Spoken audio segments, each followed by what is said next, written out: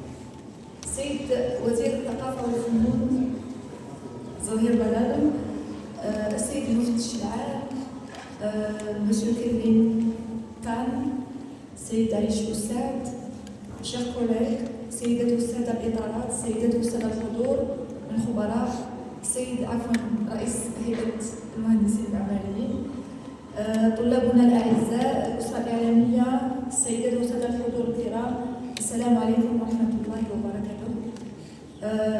يسرنا اليوم أن نرحب بكم في هذا اللقاء المهم الذي يجمع بيننا للحديث عن التراث الحضاري، التنمية، المدينة والمرونة في مواجهة التحديات.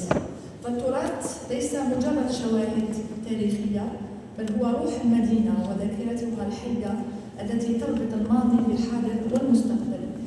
وفي ظل التطورات العمرانية المتسارعة تبرز أهمية الحفاظ على هوية مدننا مع ضمان نموها المستدام. كما أن المرونة الحضارية أصبحت ضرورة ملحة لمواجهة التغيرات المناخية والأزمات المختلفة، مما يتطلب تكاملا بين الابتكار والأصالة. نأمل أن تكون هذه المنصة حافزة للحوار البناء وتبادل الخبرات ووضع رؤى مشتركة لمدن تحترم تراثها وتتطلع نحو مستقبل أكثر استدامة وقدرة على الصمود. وفي هذا الإطار ارتأت وزارة الثقافة دعوة خبراء من الجزائر ومن سنغافورة من أجل تقاسم الخبرات والرؤى، وعليها سنستهل مداخلات عدة مداخلات حضوريا وكذا غيابيا عن طريق la visioconférence. Alors je vais switcher vers le français. Je vous remercie d'avoir aussi répondu présent, aussi nombreux, chers collègues, amis architectes et étudiants aussi. Aujourd'hui, alors nous avons l'honneur d'avoir la présence de Monsieur Kelvin Tan, qui nous vient du Singapour. Je le remercie d'avoir fait le déplacement. Et je remercie aussi notre ami et collègue Monsieur Aïch Moussad aussi, qui a bien voulu aussi intervenir pour démarrer cette conférence. Je remercie également les collègues qui nous suivent à partir de Singapour, Dr Ken Yang aussi, qui va partager une vidéo, qui vont partager des présentations sur ce qu'ils ont fait. Je crois que voilà, nous avons Madame aussi Seydina Hijaz, qui va aussi participer en visioconférence. Et aussi, nous avons l'honneur et le plaisir d'avoir M. Kelvin Hang, qui est un directeur et chef du patrimoine de l'Autorité nationale de redéveloppement urbain. C'est un aussi des fondateurs, selon M. Kelvin Tan, des mécanismes de prise en charge du patrimoine culturel. J'espère qu'on aura un débat très fructueux entre nous et merci. Alors je donnerai maintenant, sans trop tarder, je donnerai la parole à mon ami Moussad Aïch pour entamer, et juste après, M. Kelvin Tan entamera aussi.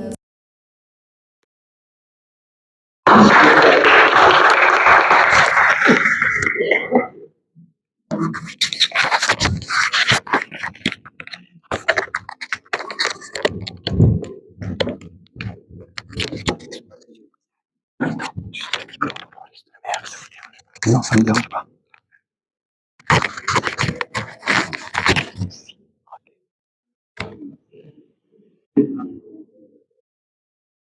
Non.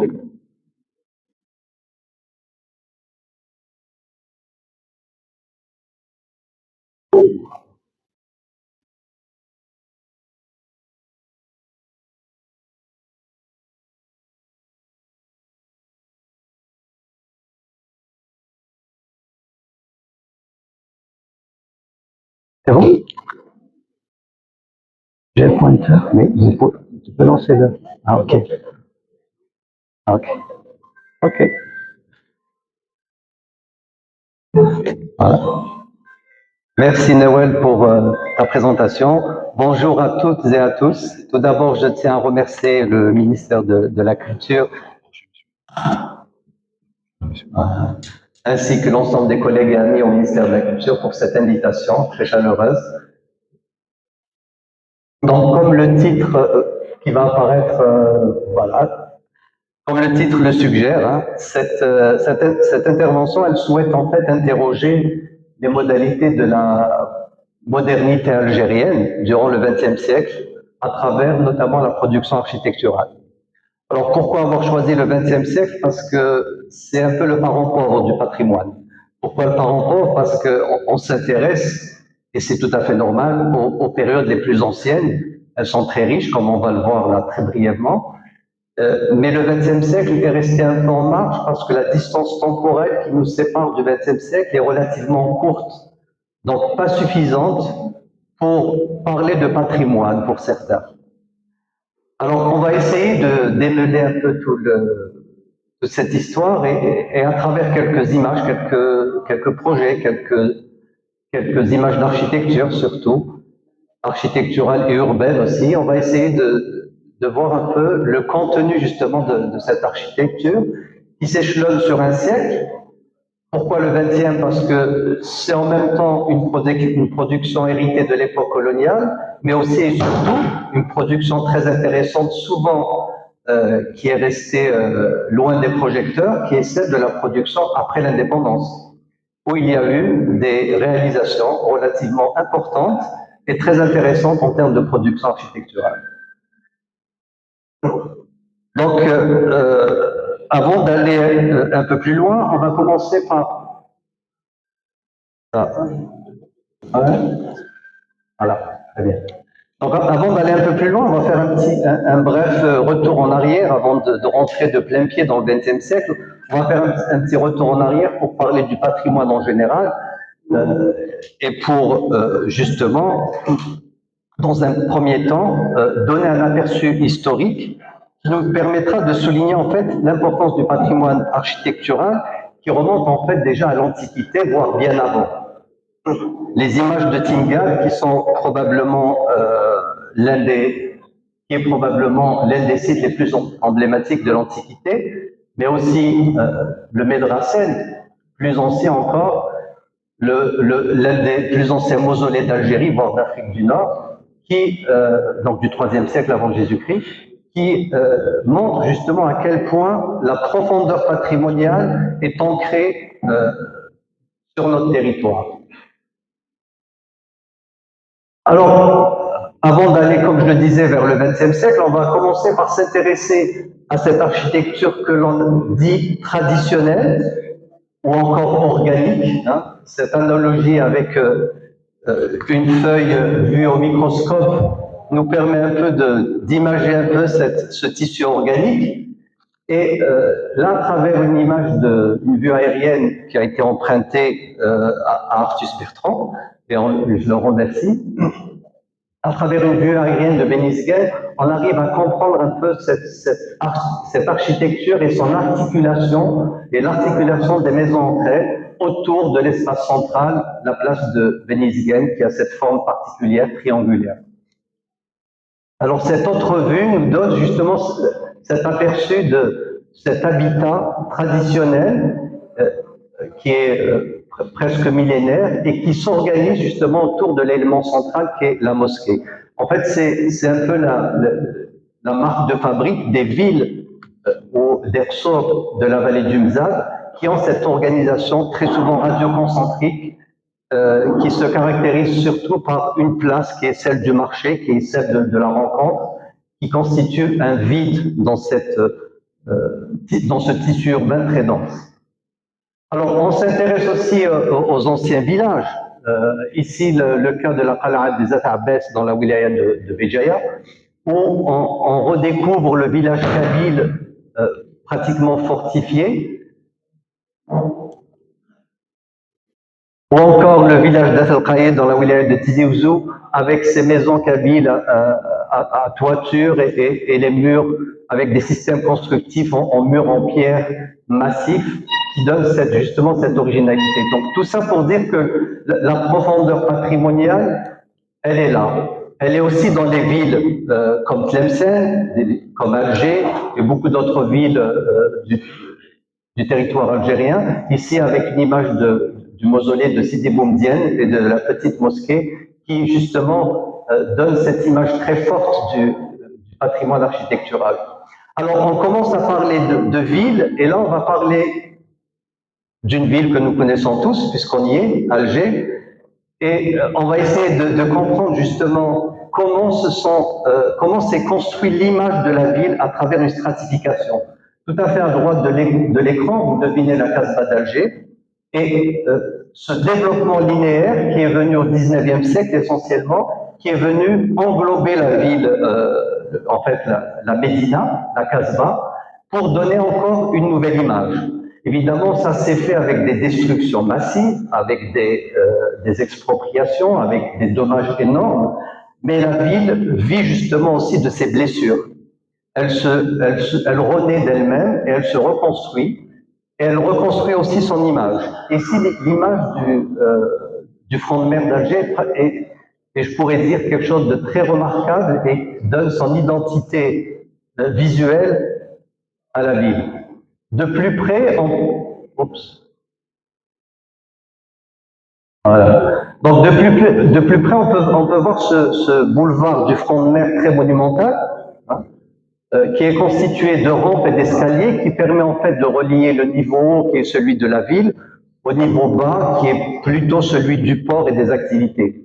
Donc un système monumental fait de rampes qui supporte les deux boulevards, boulevard Félicie et boulevard Che Guevara, qui donne justement cette image très forte, telle qu'on a pu le voir sur la première diapo, sur la diapo précédente, qui donne une image très forte justement de la composition urbaine. Ce qu'il faut remarquer aussi, c'est que cette architecture du 19e siècle, avant de parler du 20e siècle, elle est codifiée. Elle est très clairement définie par des gabarits réguliers, des ouvertures régulières, un rez-de-chaussée sur arcade, etc. Donc cette codification donc, donne cette image plus ou moins homogène du front de mer. Et c'est aussi et surtout une image qui est faite à partir d'une redéfinition de cette frange maritime, hein, qui était celle de l'ancienne ville, à travers justement ce système de rampes et d'îlots avec une architecture plutôt haussmannienne. Donc là, on voit très bien, ici c'est le square Port Saïd avec en arrière-plan l'opéra, que l'on voit à droite. On est au début, au milieu du 19e siècle, avec, comme le dit, on se rappelle tous nos anciennes lectures, comme le dit François Béguin, la fameuse architecture du protecteur, du vainqueur, pardon. Donc cette architecture d'inspiration néoclassique haussmannienne va marquer un peu toute cette production architecturale qui va venir tout au long du 19e siècle. Évidemment, la ville est marquée, on vient de le voir à travers l'opéra, est marquée par ses équipements. Là, la gare d'Alger qui est en contrebas, avec son architecture plutôt néoclassique, un élément central et deux ailes latérales qui caractérisent en fait les gares du chemin de fer de l'époque, que l'on retrouve aussi bien en Algérie qu'en France à la même époque. Donc cette architecture d'inspiration néoclassique va perdurer jusqu'à pratiquement la fin du 19e siècle et va marquer de son empreinte un peu tout le paysage, pas uniquement d'Alger, mais de nombreuses villes algériennes. Alors, on va maintenant vers la fin du 19e siècle avec l'apparition d'un style nouveau, pour reprendre Béguin, donc le fameux style du protecteur, entre guillemets, où le néo-mauresque va devenir un mode architectural qui va pratiquement s'aimer à travers tout le territoire. Donc, dès la fin du 19e siècle, début du 20e siècle, ce style va même devenir un style d'État, vous le savez, avec les fameux décrets du gouverneur de l'époque, Jonat. Et ce style va donner une nouvelle identité, pas uniquement à Alger, mais à de nombreuses villes algériennes, avec des emprunts qui sont évidents par rapport à l'architecture mauresque, à l'architecture islamique, à l'architecture locale, plus précisément. Donc là, on le voit avec la grande poste à droite de Boineau et la dépêche algérienne de Petit. Donc, comme je le disais tout à l'heure, on le voit ici pour la Médina, hein, pour la Médersa, pardon, qui est un projet de Petit. Hein, on est au tout début du XXe siècle et on voit clairement que le gouverneur Jonard inaugure avec prestance et donc un nouveau projet dans ce pur style néo-mauresque. Alors, le néo-mauresque, c'est aussi un emprunt par rapport à une architecture algérienne, locale. Hein. On le voit ici, se relever du toit qui date donc de 1878, de la porte de Sidi Boumedienne, et on voit clairement hein, les référents qui sont utilisés, par exemple pour la Médersa de Tlemcen ou encore pour le musée des Antiquités d'Alger, qui sont deux projets purement néo-mauresques, XXe siècle, et qui empruntent clairement ces référents à une architecture beaucoup plus ancienne. Évidemment, les galeries algériennes sont toujours dans ce même registre, hein. On est là dans l'architecture toujours du XXe siècle et on voit que le début du XXe siècle n'est pas uniforme, hein. Il émerge avec une architecture néoclassique, mais aussi et surtout néo-mauresque. On le voit aussi pour la fameuse gare d'Oran, de Toudoir, 1915, on est tout début du XXe siècle, avec les mêmes référents stylistiques du néo-mauresque. Donc l'arc outrepassé, évidemment, le faux minaret pour rappeler un peu les mosquées, les colonnes, l'usage des faïences, des mosaïques, et ainsi de suite. Alors, le néo-mauresque, c'est le tournant du siècle, d'accord, mais d'autres styles se superposent. Au tout début du XXe siècle, c'est aussi l'art nouveau, hein. On le voit avec ce projet sur le boulevard Khmissi. C'est un projet qui est vraiment dans le pur style néo-mauresque, avec le fameux geste en coup de fouet, l'usage du décor floral, et ainsi de suite. Donc, tous les référents art nouveau se retrouvent ici. C'est un style qui va durer quand même peut-être 1 ou 2 décennies, mais qui va vite s'épuiser pour faire place à d'autres tendances. Là, on le voit encore mieux sur certains détails de portes, par exemple, détails de mosaïque, hein, où on voit les courbures, la présence de courbures. Hein. Donc le style en coup de fouet, donc tous ces éléments, tous ces styles, tous ces décors qui puisent en fait le référent dans l'art nouveau. Là, ce qui est intéressant, c'est que certains de ces fresques, de ces mosaïques ou de ces tapis de sol sont souvent signés, comme on le voit aussi par les Tossu, qui étaient des mosaïstes très connus à l'époque. En fait, une parenthèse, les frères Tossu étaient venus en Algérie pour participer aux travaux de restauration des mosaïques qui avaient été découvertes à Tinga, Djemila, etc. Et qui par la suite ont vu qu'il y avait un boom dans le domaine de la construction, se sont établis pour devenir des mosaïstes du bâtiment. Alors, ce néo-mauresque, il se décline aussi en plusieurs notes. Il faut dire qu'il va s'essouffler, comme la plupart des styles, avec l'avènement du centenaire, hein, le centenaire qui se veut être une date historique pour le pouvoir colonial en place, donc célébrer un siècle de présence coloniale française en Algérie, et de nombreux projets sont inaugurés, comme vous le savez, à cette période. Donc il va y avoir un ralentissement du néo-mauresque en faveur de styles plus, on va dire, plus épurés. L'art déco va prendre un peu le relais, mais l'art déco va aussi prendre le relais en gardant toujours quelques référents néo-mauresques. On le voit ici avec la gare d'Annaba, hein, de l'architecte Choupeau, qui est de 37, où on retrouve le faux minaret, qui est aussi l'équivalent du beffroi dans les gares, que l'on retrouve souvent dans les gares, et avec des décors, des arcades qui rappellent quand même ce style.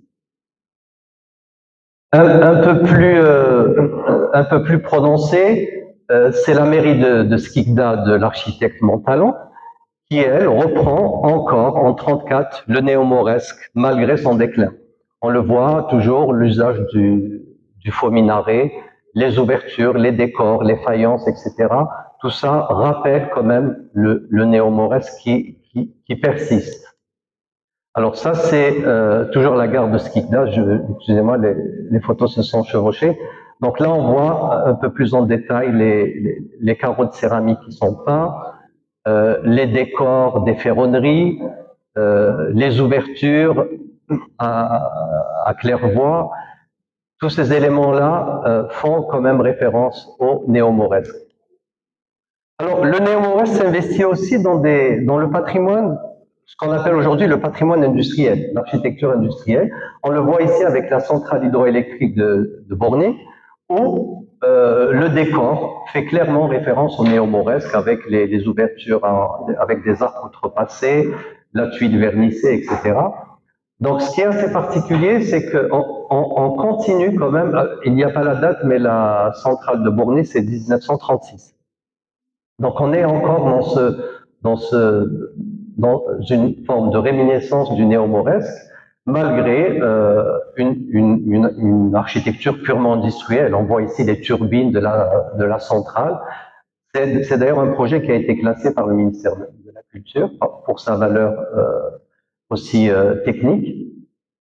Donc l'usage est toujours là. Le néo-mauresque tarde en fait à disparaître.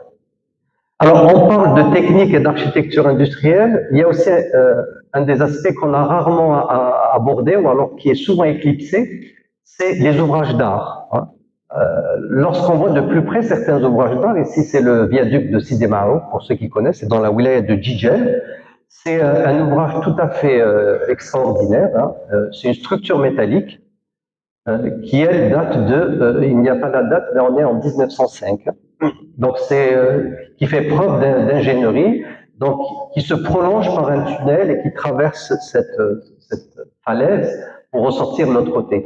Donc il y a une technicité, un travail d'ingénierie dans les ouvrages d'art qui est aussi très intéressant à mettre en avant, notamment lorsqu'on commence à réfléchir à la protection de cet héritage. Un autre pont qui est probablement plus connu, c'est le pont de Gustave Eiffel à Tlemcen, qui est aussi un ouvrage tout à fait particulier. Il est plus ancien, il est de 1885, si ma mémoire est bonne. Et c'est un ouvrage qui se trouve aujourd'hui dans un parc naturel, donc qui est d'emblée logiquement protégé, mais qui mérite aussi un classement.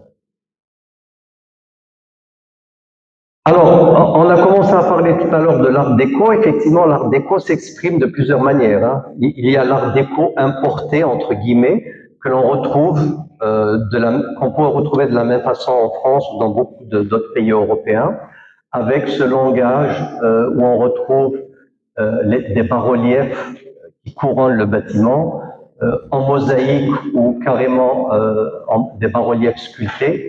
Donc là, c'est la maison de l'agriculture à Oran. C'est un édifice qui a été, si ma mémoire est bonne, si mes informations sont bonnes plutôt, qui a été récemment restauré, ce qui est une très bonne chose. La même chose, une autre maison d'agriculture, celle-là c'est à Constantine, on retrouve toujours ce langage art déco avec les bas-reliefs, hein, on voit des détails de ces bas-reliefs qui couronnent le bâtiment. Alors, l'art déco, il sera quand même très présent parce que il annonce en fait les prémices de la modernité, les prémices de l'architecture moderne telle qu'on la connaît aujourd'hui. On est déjà en fait dans la modernité de par les matériaux, parce que le béton est déjà utilisé depuis de nombreuses années, notamment avec l'agence Ennebic qui est installée à Alger depuis le début du XXe siècle. Donc l'architecture s'adapte aux nouvelles techniques qui permettent évidemment de plus grandes portées, qui permettent des constructions plus rapides et surtout qui arrivent à se passer des fameux murs porteurs qui créent quand même des contraintes en termes d'aménagement architectural. Donc la fameuse structure entre guillemets poteau-poutre, va faire son apparition et va quelque part libérer l'espace. Donc on le voit ici toujours avec l'architecte Montalon, donc c'est le théâtre de Sidi Bel Abbès tout à fait à gauche en haut, et à droite le cinéma Vox, toujours à Sidi Bel Abbès, du même architecte. Donc là, on est vraiment dans le registre art déco pur et dur. Un projet plus tardif qui est celui qui est le théâtre Medjoudi à Annaba.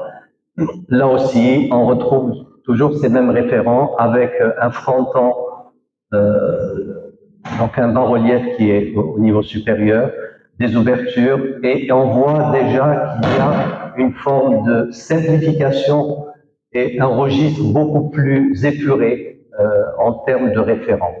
Donc, on commence à s'acheminer déjà vers une simplification stylistique avec beaucoup moins de décors et une architecture beaucoup plus épurée.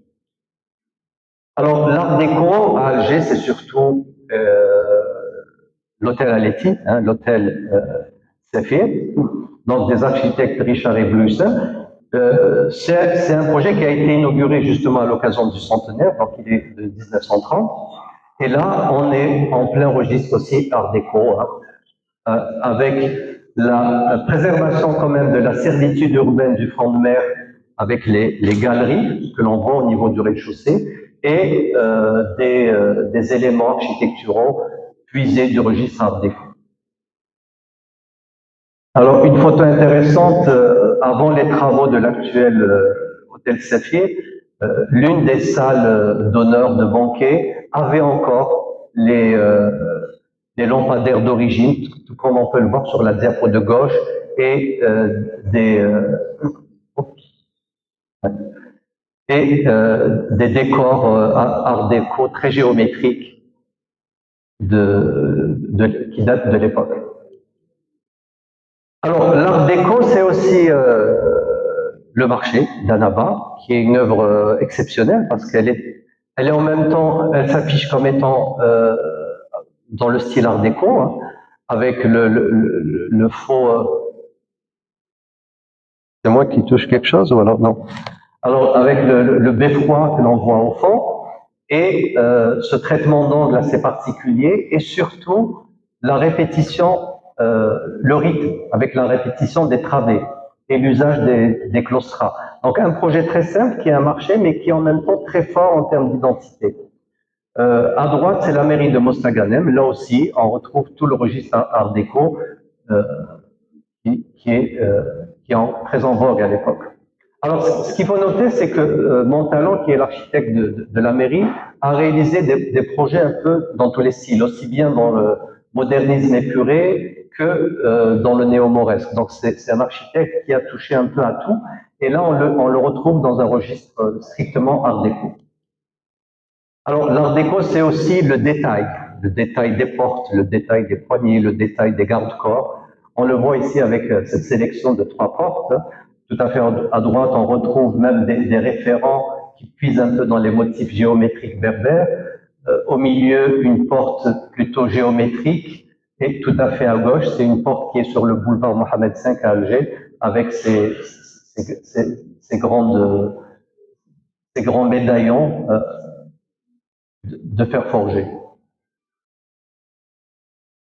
Alors, l'art déco va aussi petit à petit s'essouffler.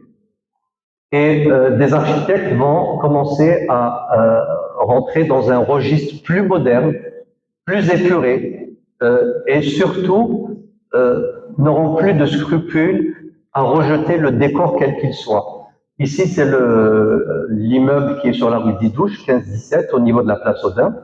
Donc, on voit que les balcons sont simples, les ouvertures répétitives, aucun décor pratiquement, si ce n'est les 2 auvents qui sont aux extrémités du bâtiment, qui sont très élégants d'ailleurs, des auvents ajourés qui donnent ce caractère un peu, qui nous rappelle un peu, qui font un clin d'œil un peu à l'art déco ici.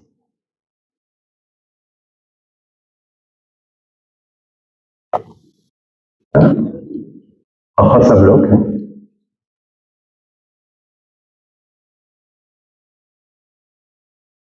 Il n'y a pas un autre moyen pour faire glisser la diapo?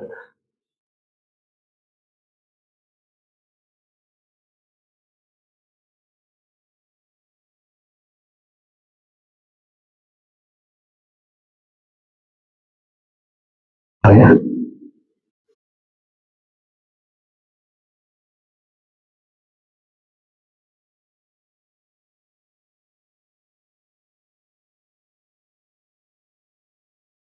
Ah ouais?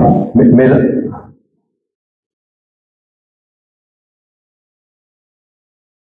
Ah, voilà, donc comme je disais tout à l'heure, les prémices de la modernité s'annoncent de plus en plus. Ici, on le voit sur cet immeuble qui est sur le boulevard Karim El Hassem, qui fait face au parc de la Liberté, l'ancien parc de Galon, avec une architecture tout à fait épurée et des balcons avec un traitement d'angle au niveau des balcons assez particulier, hein, on le voit. Et en fait, le seul traitement architectural se fait avec le jeu des balcons et des avancées. Autrement, le bâtiment reste plutôt sobre. Donc là, encore une fois, l'usage du décor est proscrit. On est dans une production architecturale plutôt épurée et on est quand même en 1936. Alors, maintenant, on va aller un peu plus loin. C'est dans la production des équipements, certains architectes vont, je dirais entre guillemets, s'amuser à produire de nouvelles formes architecturales. Là, c'est le marché de Sidi Bel Abbès, qui est signé par l'architecte Maury, un projet de 39 qui va mettre en scène un peu la technique et l'ingénierie au profit de l'architecture. Et ce qui est intéressant, c'est que ce dôme, cette coupole qui a environ 50 mètres de diamètre, qui est quand même assez imposant, va couvrir la totalité du marché et c'est en fait une halle, quoi, et va surtout marquer le paysage architectural et urbain de la ville. Ce projet existe toujours et il mérite peut-être une attention plus particulière parce que certains éléments commencent à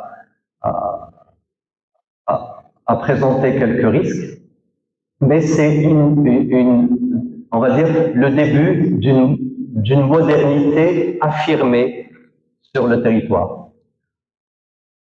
Alors, évidemment, on le retrouve avec la fameuse cathédrale du Sacré-Cœur, qui est un pied un peu dans le brutalisme architectural, hein, on le voit avec le béton brut, et qui a une forme aussi tout à fait particulière. Une forme qui, d'après les architectes, c'est Sargé et Lecouteur, essaie de rappeler la tente bédouine avec cette espèce de tour qui rappelle plus une tour d'une centrale nucléaire qu'une tente, à mon sens. Mais le jeu architectural fait qui s'est construit autour du matériau essentiellement, c'est le béton armé, va donner naissance maintenant à des formes tout à fait extraordinaires. Donc là, on sent qu'on est dans une réflexion nouvelle, hein, qui s'ouvre vers de nouveaux défis, hein, pour relever de nouveaux défis, notamment en termes structurels. Alors, dans la même période, hein, on est dans les années 50 toujours, évidemment, vous reconnaissez tous l'œuvre de Pouillon, à Dien-le-Saul. Là, on est dans une situation assez particulière, parce que Pouillon va mettre en avant, va affirmer la modernité, mais il affirme la modernité à sa façon, c'est-à-dire qu'il n'exclut pas ou il n'exclut plus le recours au décor. D'ailleurs, il fera appel à des artistes tels que Amado et Boumehdi pour les faïences, pour justement apporter des notes nouvelles à ces bâtiments, pour donner des caractéristiques tout à fait différentes de ce qu'on avait l'habitude de voir avec l'émergence de l'architecture moderne, et aller vers ce qu'on a appelé à un certain moment une architecture plutôt méditerranéenne. Alors, ce qui est intéressant avec Pouillon, c'est que c'est un registre plutôt à part. On est dans une production moderniste, entre guillemets, mais on n'exclut pas le recours à l'histoire, on n'exclut pas le recours à des référents plus anciens, à d'autres référents patrimoniaux, tout simplement. Ah oui. Là, je fais une petite pause sur ce que l'on vient de voir jusqu'à maintenant. C'était pour insister sur un autre aspect lorsque l'on parle d'architecture, qu'elle soit du XXe siècle ou quelle que soit la période, pour pouvoir la documenter et pouvoir la comprendre et pouvoir aussi la classer éventuellement, hein, la protéger, on a besoin de sources. On a besoin de sources, notamment des sources archivistiques, des revues, etc. Voilà. Donc, je voulais faire un petit point et aller brièvement vers la fin. Malheureusement, il me reste pas trop de temps. Et là, à rentrer dans l'architecture justement post-indépendance, ce qui est aussi une architecture tout à fait original. On le voit dans la continuité avec Pouillan qui va prendre en charge, qui va avoir un chantier énorme, c'est la construction de toute l'infrastructure touristique en Algérie, avec là aussi ses référents. On le voit ici pour l'hôtel Riyad, le rapprochement qu'on peut faire avec les architectures patrimoniales. Je vais aller plus vite. On le voit très bien ici pour l'hôtel El Golea, où la coupole est puisée dans des référents plus anciens. Okay. Et on va s'arrêter sur aussi un autre architecte qui est non moins célèbre, c'est Oscar Niemeyer, qui va réaliser dans les années 70 la coupole du 5 juillet, mais aussi et surtout l'université Ouari Boumediene, avec l'auditorium que l'on voit ici. Et voilà, donc ça c'est une vue d'avion de l'université qui s'étend quand même sur presque près d'une centaine d'hectares, avec une typologie tout à fait particulière qui est celle d'Oscar Niemeyer en fait, qui est vraiment le représentant du brutalisme, mais aussi de formes et de géométrie très diversifiées. Pour Constantine, la même chose, hein, Oscar Niemeyer va intervenir sur le projet de l'université, on le voit ici. Alors, voilà, je voulais m'attarder sur ces architectes parce qu'il y a aujourd'hui des productions architecturales qui sont un peu auxquelles, à mon sens, on ne donne pas suffisamment d'intérêt, qui mériteraient un travail, voire, pourquoi pas, un classement. Alors, là, je termine sur une avant-dernière diapo qui est celle aussi qui est d'un monument, celle d'un monument aux martyrs, qui est à Msila, qui est l'œuvre du sculpteur Mohamed Khadda, hein, qui est une œuvre tout à fait atypique et qui est aussi, quelque part, annonce aussi cette modernité hein, à travers une œuvre abstraite hein, qui est un monument dédié aux martyrs. Un architecte aussi connu, Abdelrahman Bouchama, qui mérite, qui est le premier, si ce n'est l'un des premiers, certainement le premier architecte algérien au moment de l'indépendance, qui a produit aussi, qui a une production architecturale très, très importante. Ici, on le voit avec la petite mosquée de Hidara, qui a cette typologie tout à fait atypique hein, et qui mérite aussi un regard particulier. Voilà, je vais conclure très rapidement parce que je crois que j'ai largement dépassé mon temps.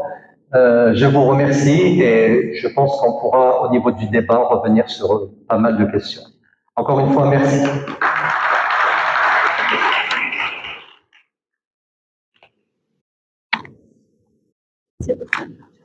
Désolé d'avoir dépassé. Je tiens aussi à préciser qu'il y avait un bon nombre de monuments qui ont été cités dans ta présentation, qui ont fait l'objet de classement. Madame Chechel pourrait en parler plus dans le détail, comme ce qui est un beaucoup de théâtres ont fait l'objet aussi de classement l'année dernière, celui de Belapès et celui de Belapès, de Batna aussi, je crois. Voilà, merci Monsieur Kelvin, s'il vous plaît, je vous invite à... Voilà. Et comme votre présentation sur PDF, on va suivre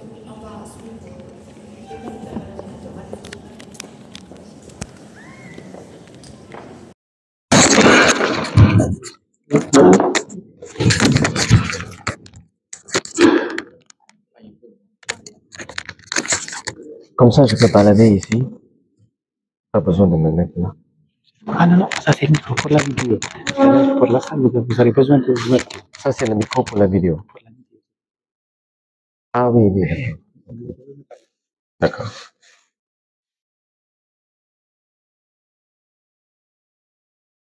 D'accord.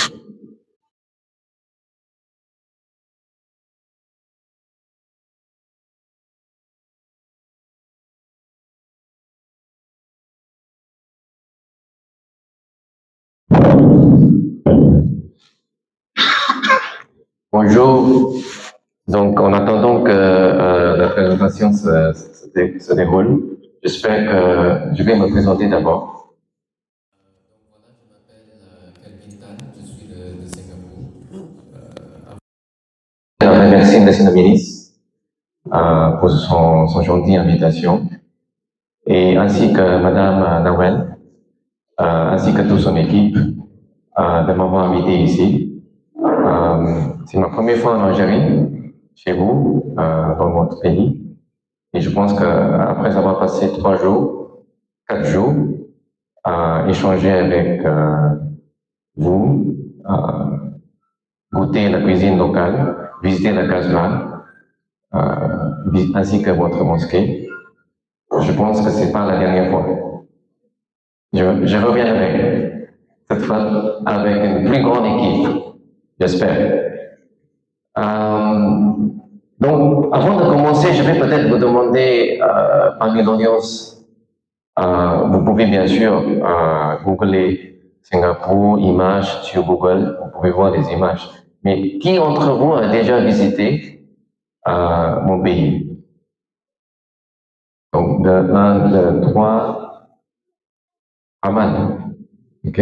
Donc, vous êtes les bienvenus. Ok? Dans l'imagination générale, quand les gens pensent Singapour, quand les gens pensent Asie, prochaine slide. Chez vous, lorsqu'on dit l'Asie, dans l'imaginaire, c'est souvent la Chine. Par exemple, vous voyez, je suis chinois ou je suis singapourien? Ou les deux. Mais l'Asie, c'est grand. L'Asie-Pacifique, c'est d'autant plus grand. C'est 2,3 milliards de personnes. Des Indiens, des Chinois, des Japonais, des Coréens du Sud, d'Australie, Nouvelle-Zélande. Mais je tiens l'attention à vous attirer sur cette région-là. Cette région s'appelle l'Asie du Sud-Est. 600 millions de personnes, des bouddhistes, des musulmans, des catholiques, des pays comme Malaisie, l'Indonésie, vous connaissez, Brunei, mais une région très vaste, très différente, aussi colonisée à l'époque par les Anglais, par les Néerlandais, par les Espagnols. Et chaque colonisateur a apporté un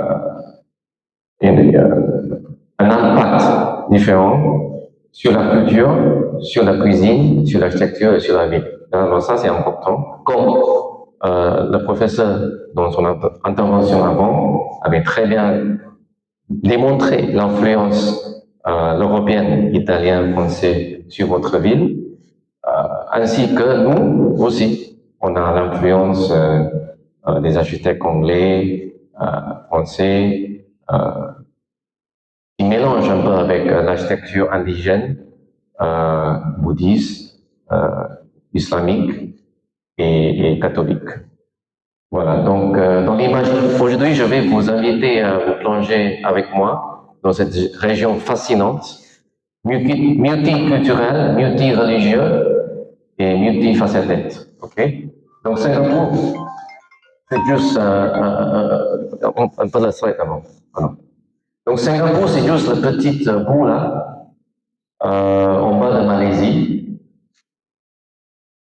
Et c'est important de comprendre, si vous voyez ici.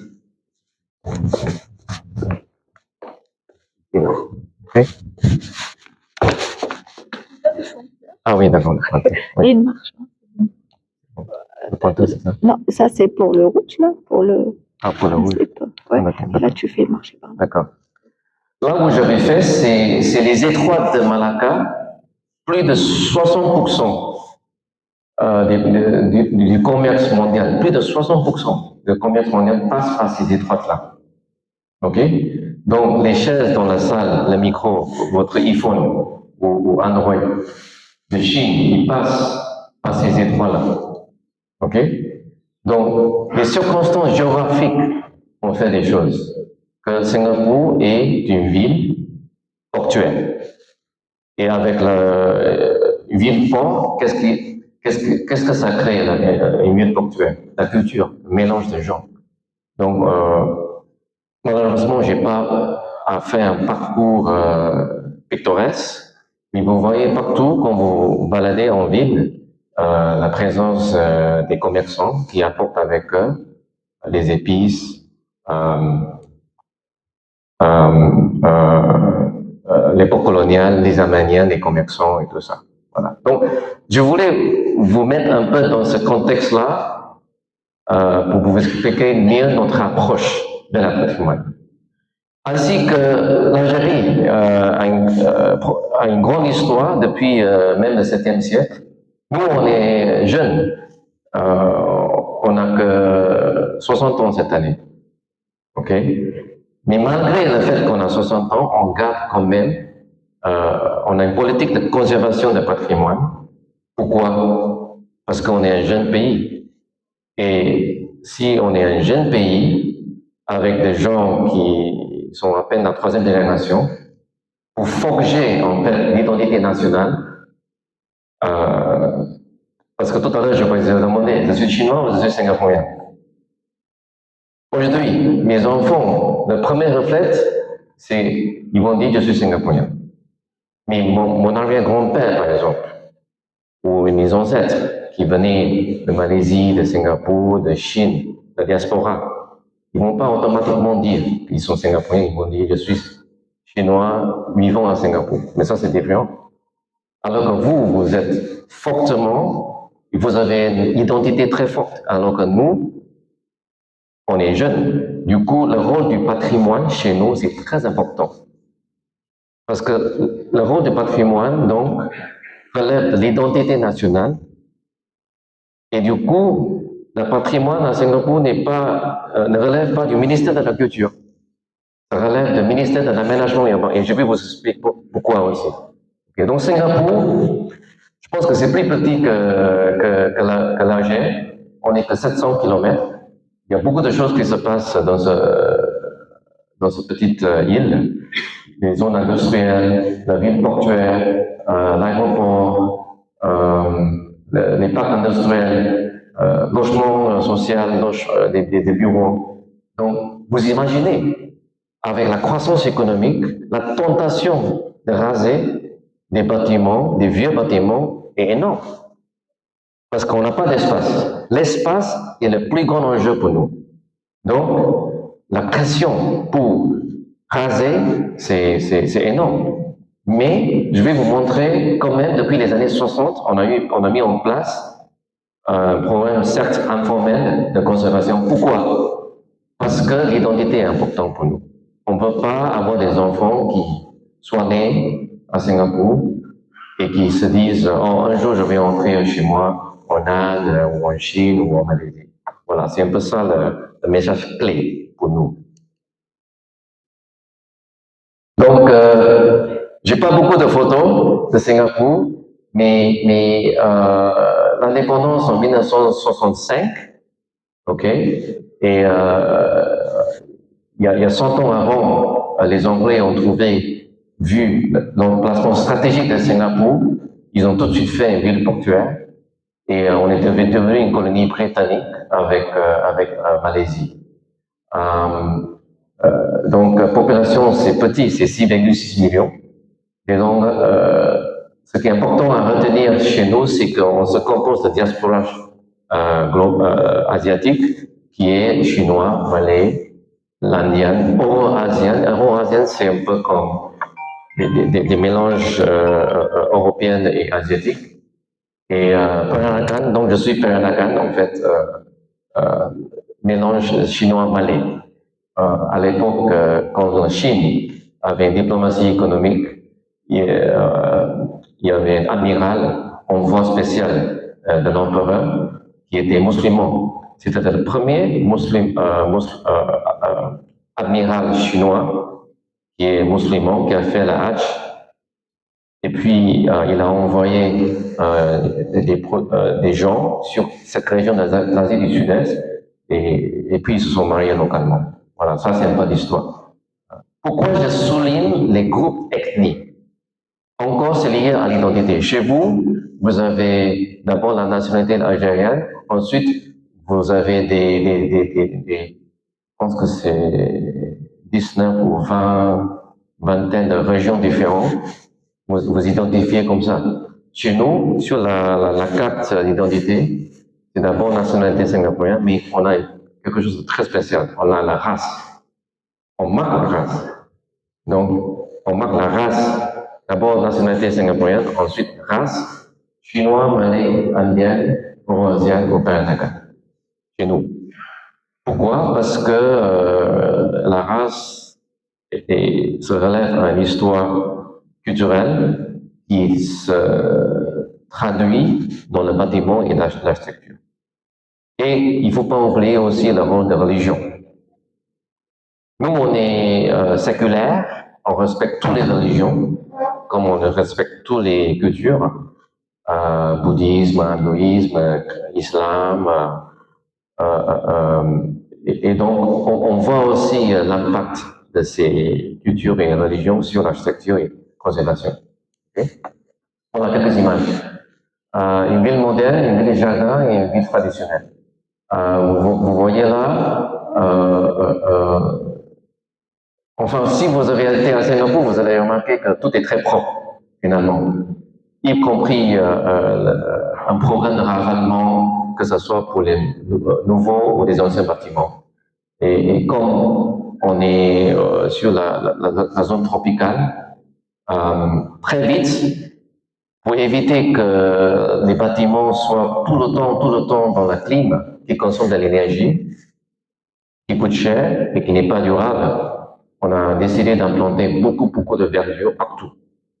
Et en fait, la verdure à Singapour baisse la température moyenne de 3 degrés sur Singapour. Sans la verdure, on sera 37 degrés. Alors que s'il fait chaud, on a la verdure qui réduit à 3 degrés. Okay? Donc, j'ai parlé des différents groupes ethniques. Donc, vous voyez là, c'est les Chinois, les Malais, les Indiens, les Eurasiens, qui constituent une communauté multireligieuse, multiculturelle, multiethnique. Et dans cette approche de l'identité nationale, on a donc mis en place une politique de conservation. Et on voit, en haut à gauche, c'est le quartier conservé, qui était avant une communauté de Malais qui principalement relève de la religion de l'islam.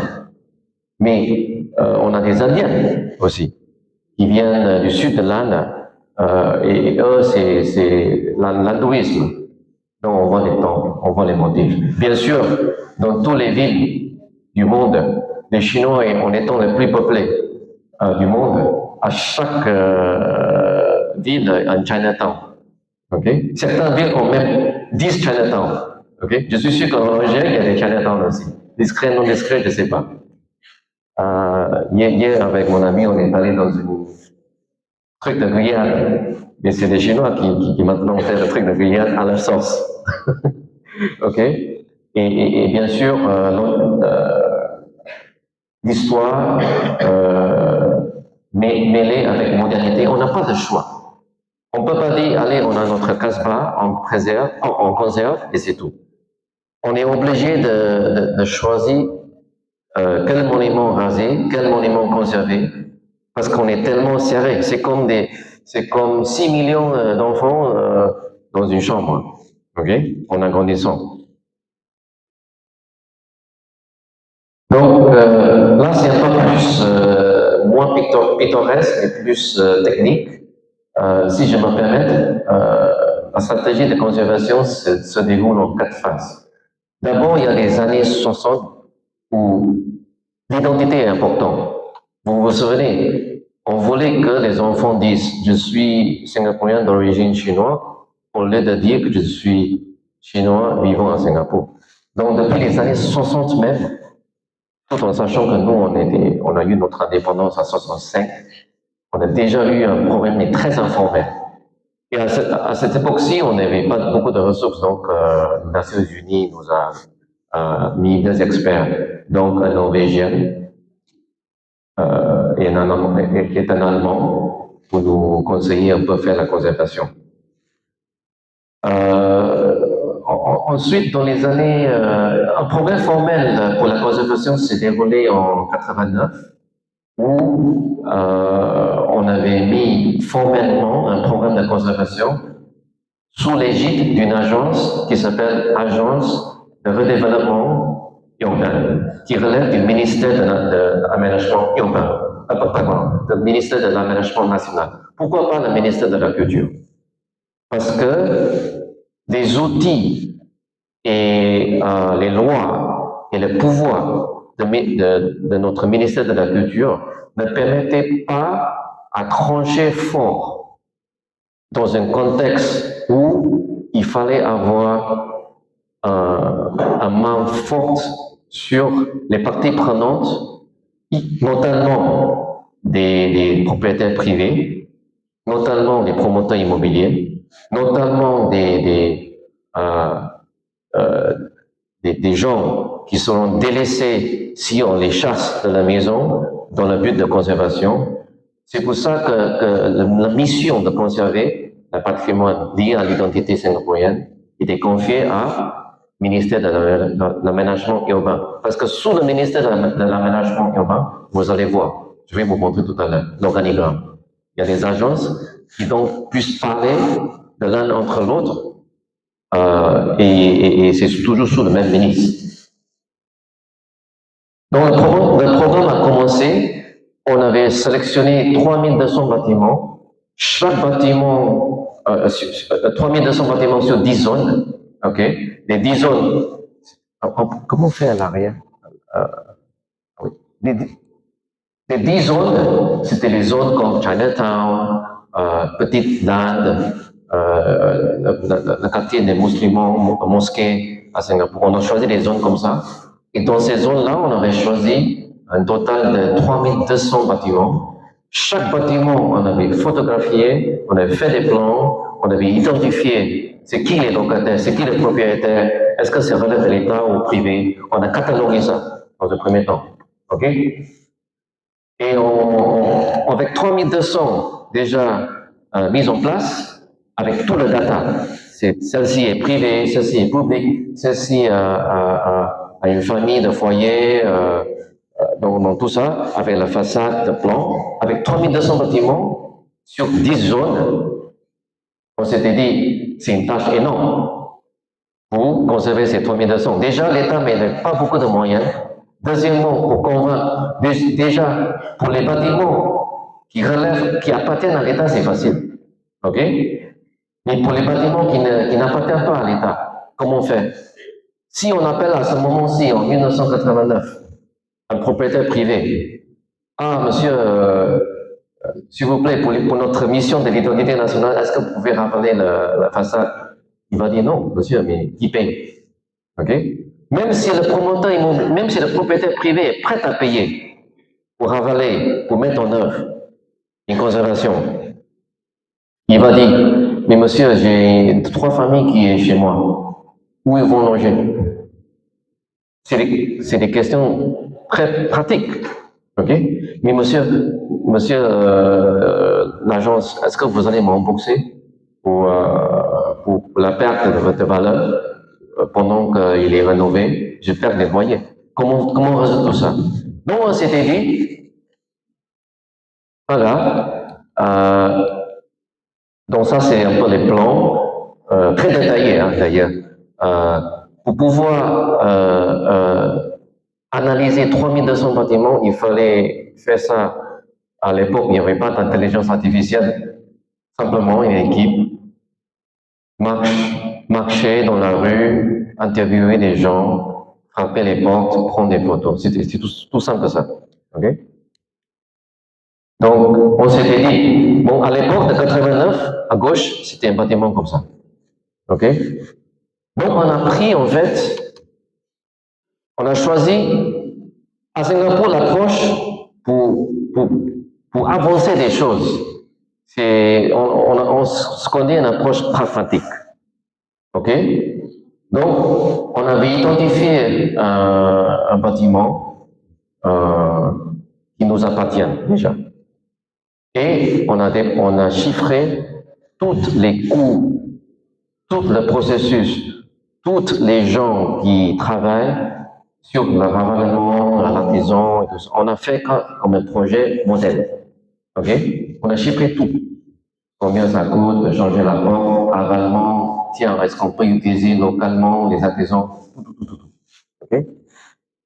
Après, on a délocalisé des gens qui vivaient avant parce qu'on a la main sur le logement social. On avait dit, ok monsieur, si vous avez plus de 40 ans pour les femmes, plus de 50 ans pour les hommes, vous avez droit à ce très joli 3 pièces qu'on a fait pour vous. Oui, mais monsieur, j'ai pas le... est-ce que vous allez monter le loyer? Nous, on dit non, nous, on va vous rembourser. Nous, on a mis en place une loi pour que le propriétaire privé va facturer le même loyer. Ok, comme ça, pour le locataire, il n'a pas de grosse augmentation de loyer à payer. Ok, et le résultat, c'est que vous voyez sur la photo là. Après avoir révélé un projet phare, le ministre et le DG de cette agence ont fait une grande conférence de presse avec tous les datas qui montraient que, en fait, ça vaut le coup de ravaler, ça vaut le coup de conserver, et que ça marche, et que financièrement, on a fait des études de cas avec des banquiers et un privé pour montrer en fait que finalement la conservation c'est pas si mal. Donc parmi les 3200, tout d'un coup on a eu des privés qui venaient. Oh, c'est intéressant. Monsieur, je veux m'inscrire maintenant volontairement à votre programme de conservation. Ok, c'est comme ça qu'on avait fait. Passons à l'étape des années 90. Ok, on a formalisé tous les manuels, des codes pour conserver. Et dans les années 2000, au-delà des bâtiments, on conserve des ponts, des hôtels, la poste. Et aujourd'hui, on a 7200 projets conservés. Voilà, vous voyez, avec juste un petit projet phare, on a pu convaincre toute la rue des propriétaires privés à changer, à se mettre avec nous. Mais selon les codes d'architectural et couleurs unis, parce qu'on ne peut pas s'amuser à avoir quelqu'un qui veut changer la fenêtre dans une certaine façon. Vous voyez? Et vous voyez déjà les bâtiments derrière, ça commence le building, ça commence à monter déjà. Ok? On a dû raser. Avec la mondialité et l'avancement, il faut raser. On n'a pas le choix. Et vous avez le choix, vous avez beaucoup d'espace. Ok? Voilà. Ça, c'est un peu l'organigramme pour vous montrer à gauche le ministère de Développement National et celui que j'ai mis en carré, c'est l'agence qui est chargée de la conservation. Alors qu'ils travaillent avec ces agences sœurs qui sont chargées de l'habitat, des routes, des parcs nationaux et aussi la profession des ingénieurs, la profession des ingénieurs civils, architectes et aussi des agences immobilières. C'est pour ça que la conservation était mise sous l'égide du ministère de Développement National. Alors à gauche, à droite, c'est le ministère de la Culture, qui est votre interlocuteur aujourd'hui, qui est notre... Alors, quelles sont les agences sous le ministère de la Culture? C'est plutôt l'art, le conseil toutes les questions relatives à l'islam, le social, le sport, et une agence nationale d'héritage qui met en œuvre des monuments historiques pour conserver. Voilà. Ça, c'est un peu comme ça que la conservation se passe. Ce qui est très, très intéressant dans notre modèle, c'est toujours l'implication des parties prenantes. OK? Par exemple, dans notre agence chargée de conservation et de développer des plans nationaux, on dirige par un conseil d'administration. Ce que vous voyez en gris, c'est les fonctionnaires publics. Ce que vous voyez en blanc sur le conseil de 12 personnes, c'est le privé. Et les privés se composent de qui? Des architectes, des promoteurs immobiliers, des gens dans le développement durable, des gens dans l'ingénierie, des gens dans la loi. Parce que une société qui avance avec la parcelle, les foncières, il y a beaucoup de conflits entre propriétaires. Il n'y a que de conflits. Donc il faut avoir aussi des avocats avec nous pour nous conseiller. Mais un professeur c'est important. Pourquoi? Parce que si, d'ailleurs, il y avait un bâtiment conservé qui a été acheté par notre université.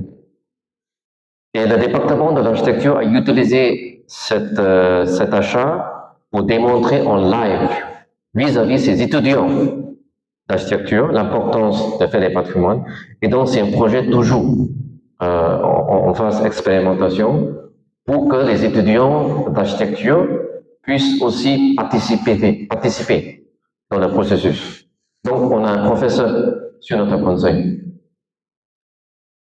On a un banquier, bien sûr, parce que la conservation, c'est cher. Il faut mettre un budget, il faut mettre en place un financement. Il n'y a pas de choix, c'est comme ça. Voilà. Donc, mesures de conservation à Singapour. Aujourd'hui, je parlais bien de l'agence de redéveloppement autoritaire, mais sinon, on est très didactique en fait, finalement, très pragmatique. C'est un peu c'est pas fun. Nous aussi, dans la conservation, il faut être fun, il faut être joyeux parce qu'en fait, notre culture. C'est pour ça qu'en 1995, on a créé une série de prix pour fêter, pour honorer des gens qui prennent le temps. Parce que conservation, ça prend le temps. Un portail, le meuble, un tableau de grand-mère, un téléphone ancien, des choses comme ça.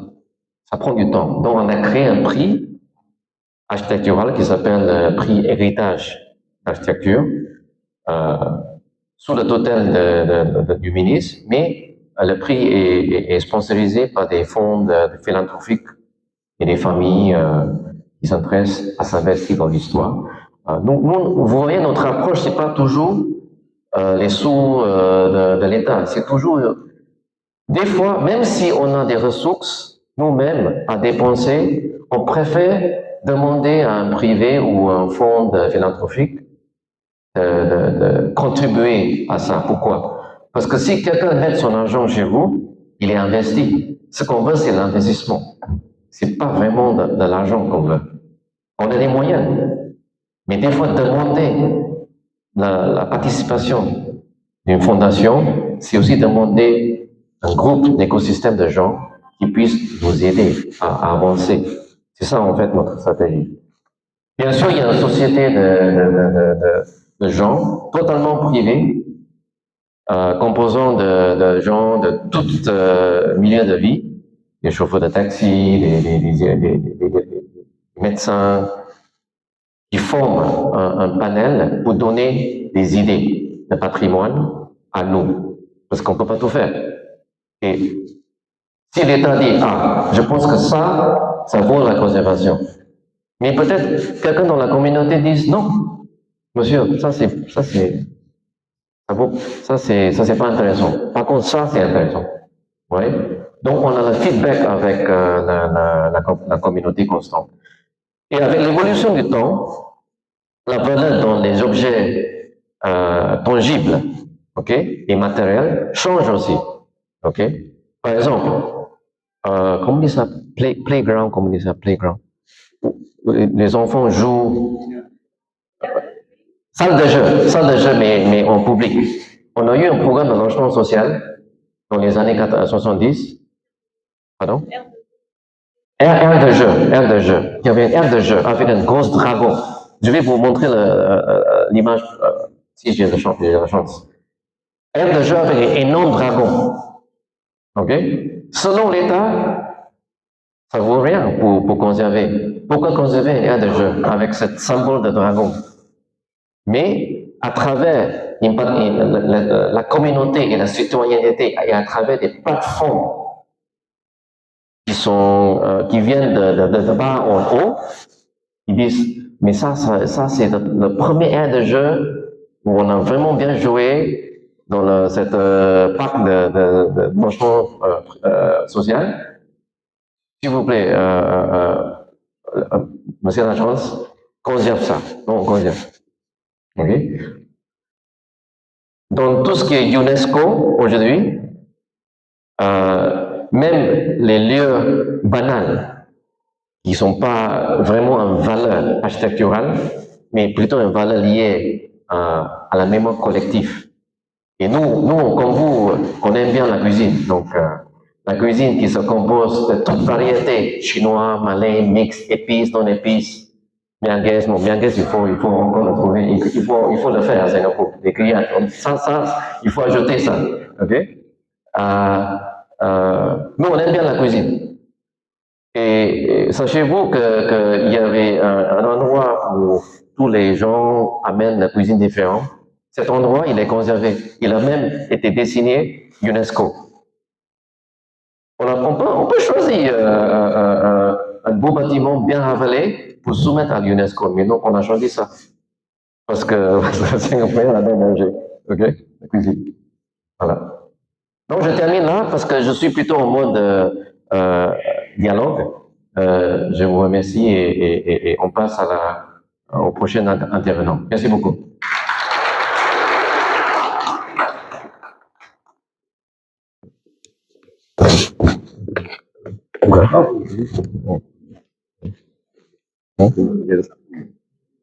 Ah oui, d'accord. Merci.